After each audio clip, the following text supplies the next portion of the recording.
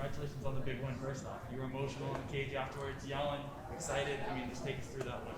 You know, it means a lot to me because this quarantine has helped me out, I feel like, a lot mentally. You know, I feel like I'm mentally dialed in now, and I was doing things that I had to do things in quarantine because I couldn't work out as hard, and that's translated over to my training, to my everyday life, and I feel like it's really coming to, you know, reality.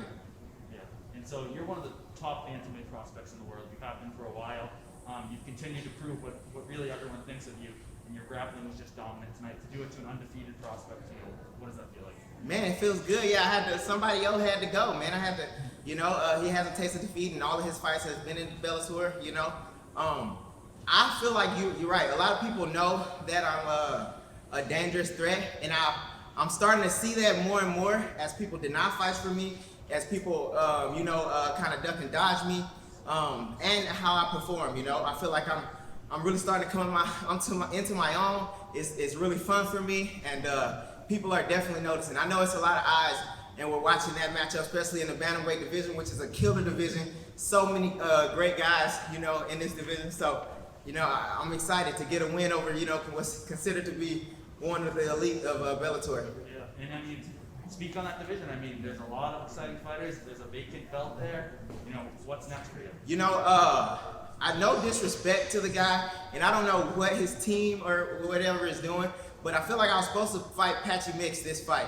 I got offered a contract and that's why it took me a while for Uncasville, because I got offered a contract with Patchy Mix. But somebody on his team said, no, I ain't calling him a bitch, but I'm calling somebody over there, you know, they said no to me. And this has been the second time, you know, whereas, like, I have no disrespect to these people, but I'm ready to cement my legacy, you know. And if you're gonna be in the way, you need to move over or find something else to do, you know, because I'm in the division, I'm not going nowhere, so people gonna either have to fight me or shut me up, you know what I mean? And so Bellator comes and asks if you want next. Is that what you want next? I mean, I want whoever is a top contender is gonna get me closer to getting that belt, you know. If it's Patchy Mix, I love that fight. I love, you know, if it's Higo, I love that fight.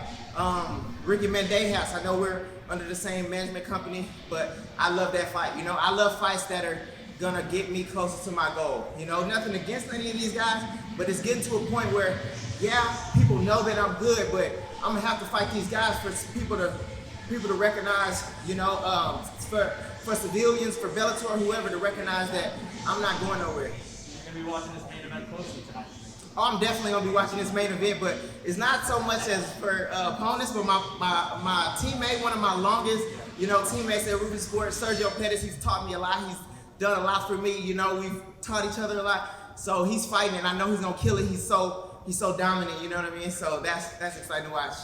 Absolutely. You know, you talked about the mixed fight. He was supposed to fight for a title, and Archuleta's the one that fell out. Do you think he could, like, slide in there? Exactly. That's what I'm saying. If they gonna fight for a title, he don't want to fight me. Let me fight for the title, or let me fight for a title eliminator or something. You know what I'm saying? Slide me in the mix. You know what I'm saying? Have your people call my people. Let's do something. Let's get something shaking. No, but yeah, I mean, I feel like my talent level is definitely, you know, Juan Archuleta. That'd be another. I'd love to fight that fight. You know what I mean? So if you can get these guys to sign the other end of the dotted line with me, you know, I'm living life. I'm feeling good. You guys will do one or two more here. And do you kind of like the you know, now that Bellator's operating during the pandemic, it seems like they're kind of limiting it to their own roster guys. So there's not really anywhere for these guys to go. Everybody's going to kind of have to fight each other. That's exactly it, and that's why I'm so happy to fight during quarantine, because it's only the signed fighters really fighting. So we finna thin out the pool really fast, unless they want to do like a Bellator Grand Prix tournament, and I'm down for that too. You know what I mean?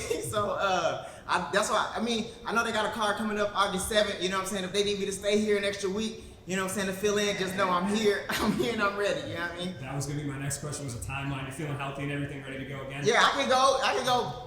They got, you know, if one of these guys fall out of the main event, you know what I'm saying, I'm here if they, you know what I'm saying, they need me. Appreciate it. All right, thank you.